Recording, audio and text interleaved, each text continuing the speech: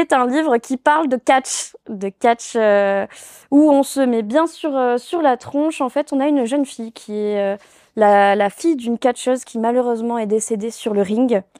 Sauf que malgré ça, elle est aussi animée par cette passion du catch.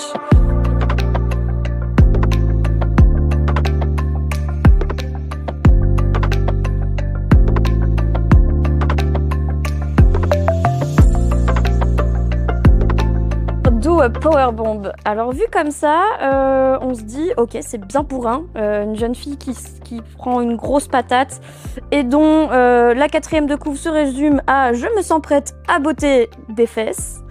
C'est un livre qui est juste génial, c'est mon coup de cœur de 2023. Il est signé Daniel Warren Johnson et Mike Spicer aux couleurs.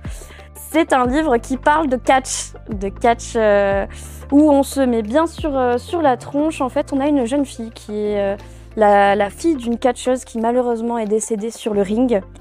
Sauf que malgré ça, elle est aussi animée par cette passion du catch.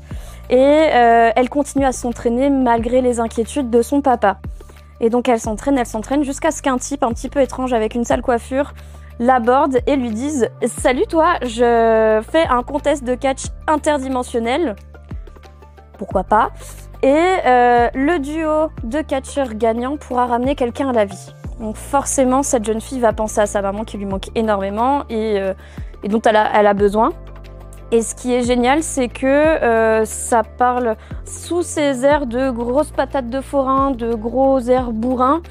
Et ben, y a tout un discours sur l'acceptation du deuil, comment on fait pour avancer, et c'est amené avec énormément de bienveillance. On suit plusieurs approches aussi du deuil, parce qu'il y a celui de la demoiselle, il y a aussi celui de l'époux de cette catcheuse.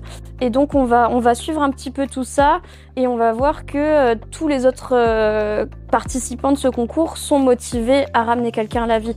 Donc on va explorer le deuil de différentes manières.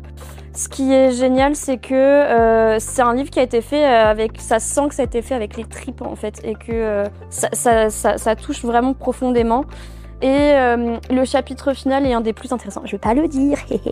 Le combat final est très très intéressant parce que ça nous ramène effectivement à qu'est-ce que le deuil, qu'est-ce que l'acceptation du deuil, comment laisser quelqu'un s'en aller. Et pour ça, c'est vraiment trop génial.